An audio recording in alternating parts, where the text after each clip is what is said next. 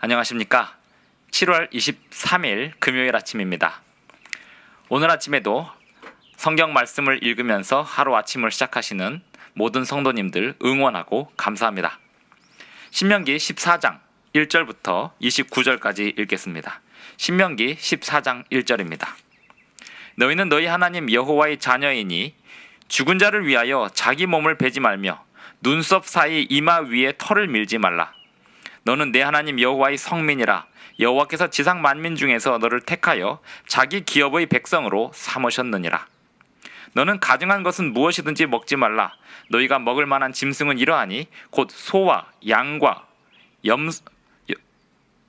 염소와 사슴과 노루와 불구스름한 사슴과 산염소와 볼기가 흰 노루와 뿔이 긴 사슴과 산양들이라. 짐승 중에 굽이 갈라져 쪽발도 되고 새김질도 하는 모든 것은 너희가 먹을 것이니라.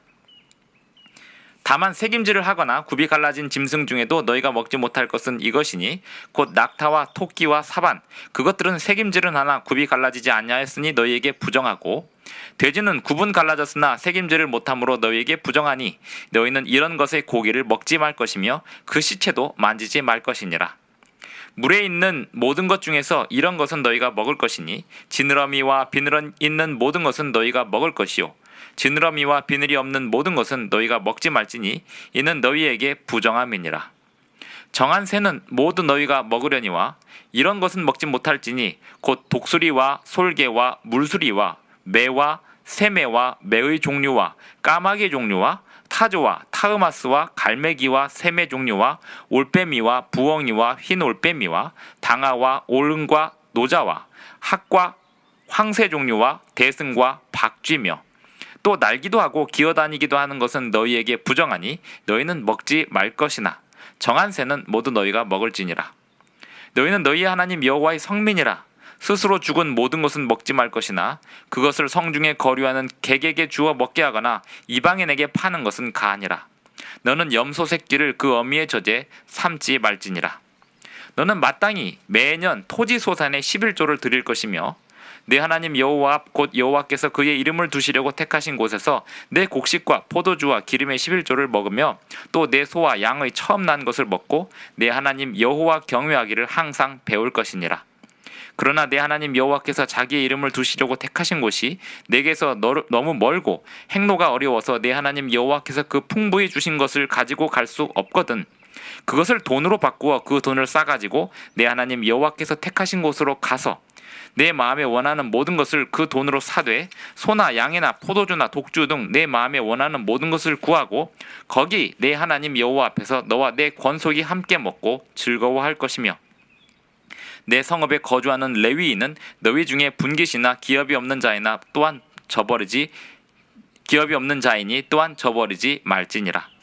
매 3년 끝에 그 해 소산의 10분의 1을 다 내어 내 성읍에 저축하여 너희 중에 분깃이나 기업이 없는 레위인과 내 성중에 거류하는 객과 및 고아와 과부들이 와서 먹고 배부르게 하라. 그리하면 내 하나님 여호와께서 내 손으로 하는 범사에 내게 복을 주시리라. 신명기 14장을 읽었습니다. 너희는 하나님의 기업으로 택한 백성이다.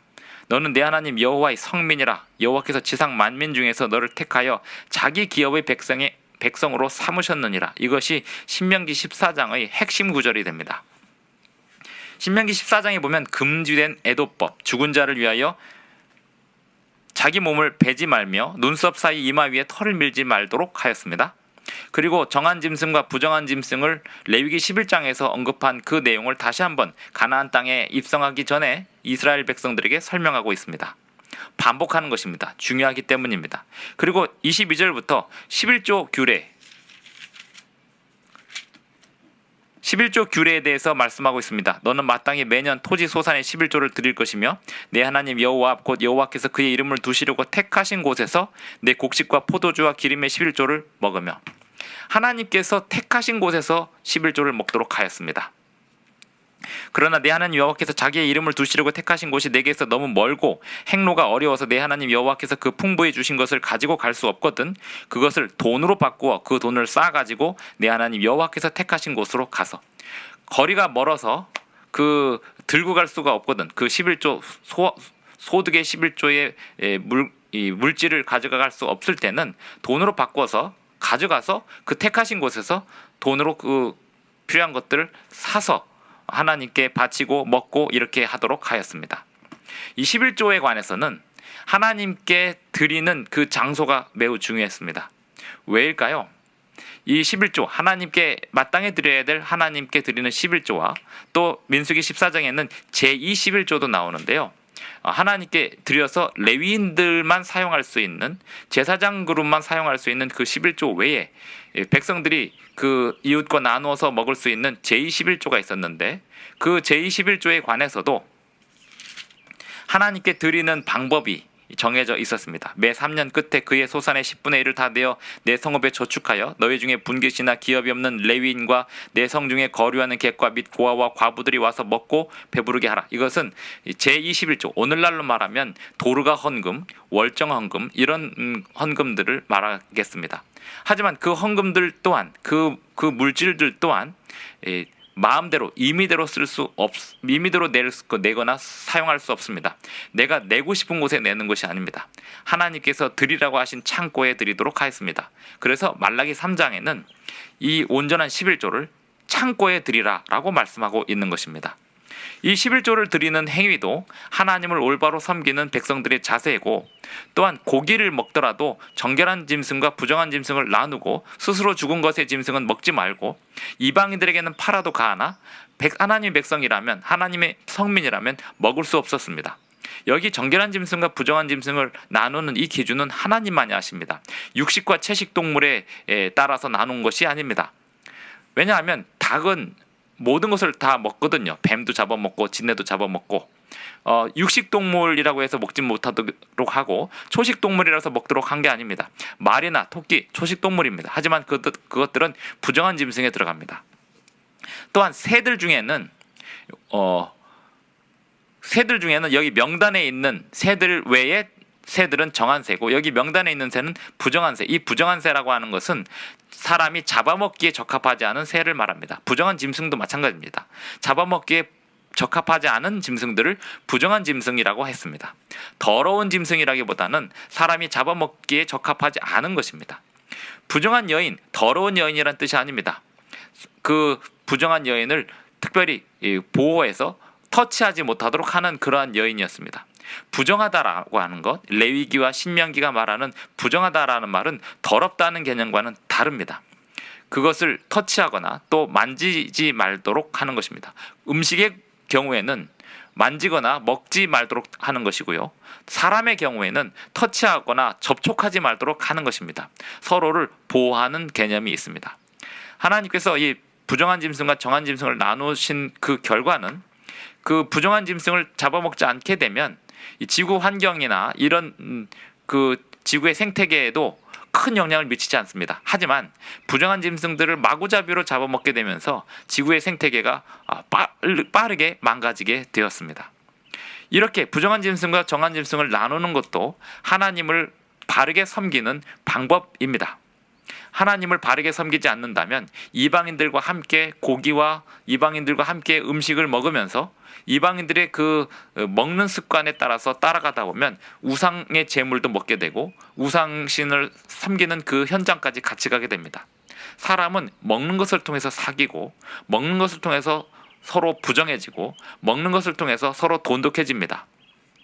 그래서 이 신명기에서 다시 한번 특별히 고기에 관해서 정한 짐승과 부정한 짐승을 구별하여서 먹게 하면서 이방인들과 자연스럽게 이 먹는 것에 관하여 구별이 될 수 있도록 하나님께서는 제정하셨습니다. 금지된 애도법은 무엇일까요?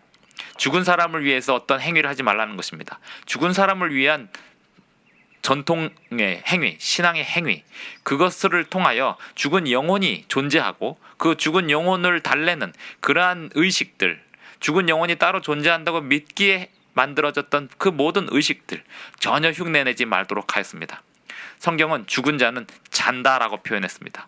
흙으로 돌아간 것입니다. 아무 생각이 없습니다. 그들을 위하여 할 수 있는 게 없습니다. 살아있는 사람들은 조상의 명예를 위하여 건강하게 또 주님의 말씀에 순종하여 살 수는 있습니다만 그 영혼을 달랜다거나 그들의 영혼을 위하여 어떤 내 몸에 상처를 낸다거나 머리를 민다거나 또 어떤 행위를 하는 것, 몸에 무늬를 놓는다든지 문신을 한다든지 그러한 행위들을 철저히 금지하고 있습니다. 신명기 14장에 나와 있는 이 내용들은 하나님을 온전히 경배하는 백성들이 이방 우상을 숭배하는 사람들의 풍습에 젖어들지 못하도록 아예 서로 그들의 그 우상 숭배하는 습관에 전혀 공통점이 없도록 하나님께서 분명하게 나눠 두셨습니다. 오늘날도 하나님의 백성들은 하나님을 섬기는 사람들과 하나님을 섬기지 않는 사람들과의 사이에서 먹는 것에서 또 풍습에서 그리고 하나님께 헌물을 드리는 그 모든 것에서 완전한 차이를 보여주고 있어야 합니다. 우리가 사람들과 차이 없이 지낸다면 우리는 우상 숭배하는 사람들과 어울리면서 하나님을 욕되게 하는 행위인지 모르고 행동하게 됩니다. 우리가 듣는 음악들, 우리가 시청하는 영상들, 또 우리가 언어로 나누는 대화들, 이런 것들이 하나님을 믿지 않는 사람들의 문화에 젖어들면서 하나님을 욕되게 할 수 있습니다. 신명기 14장은 하나님의 백성들이 죽은 자를 위하여 애도하는 것, 또 하나님께 헌물을 드리는 문제, 그리고 고기를 먹는 문제, 이런 문제들에 대해서 철저히 하나님을 믿지 않는 이방 사람들과의 간격을 만들도록 하셨습니다. 이것을 신약시대의 유대인들은 악용하여서 이방인들과 일체 접촉하지 못하게 하였고 복음을 전하는 일도 막고 있었습니다. 그런 뜻은 아닙니다. 이방인들과 구별이 되도록 하나님께서 백성들을 거룩한 백성으로 삼으신 진짜 이유가 무엇일까요? 그들이 하나님의 백성들의 율법에 순종하는 모습을 보면서 본을 받아서 그 이방인들도 하나님의 율법에 순종하는 백성들로 변화되기를 바랬던 것이 하나님께서 의도하신 것이었습니다. 이방인들과 일체의 접촉을 못하게 하고 또 구별하여서 이방인들을 완전히 배제시키는 그러한 것이 신명기의 기록의 목적이 아닙니다. 출애굽기의 기록의 목적도 아닙니다. 모세오경의 기록의 목적은 하나님의 백성들이 탁월한 백성으로 서서 이방인들의 문화와 풍습에 젖어들지 않은 채 그들에게 하나님의 율법의 영향력을 증거할 수 있는, 그래서 하나님께서 주시는 지혜를 세상에 전할 수 있는 그러한 백성들로 만들기 위하여 주신 율법들이었습니다. 오늘날 우리 또한 하나님의 백성들이라면 하나님께서 우리에게 주시는 세상과 구별하라고 주시는 그 모든 율법에 순종하면서 하나님의 율법을 세상에 증거하고 전하고 지혜롭게 다가갈 수 있는, 예수님이 세상에 내려오셨듯이 우리가 세상을 향해 들어갈 수 있는 방법을 우리는 기도하면서 찾아야 하고 주님이 가라고 하는 곳으로 갈 수 있어야 하겠습니다. 신명기 14장 낭독 새기며 읽기 마치겠습니다. 내일은 신명기 15장을 읽겠습니다. 기도하겠습니다. 하늘에 계신 우리 아버지, 오늘도 우리에게 새 아침을 주셔서 주님의 말씀을 읽고 새기게 하여 주시오니 감사를 드립니다. 아버지께서 우리를 세상과 구별하라고 하신 그 모든 율례의 내용들을 잘 순종하는 가운데 우리가 만나는 모든 이방 사람들에게 주님의 복음을 증거할 수 있도록 도와주시옵소서. 예수님의 이름으로 기도드리옵나이다. 아멘. 네, 오늘도 끝까지 시청해 주셔서 대단히 감사합니다.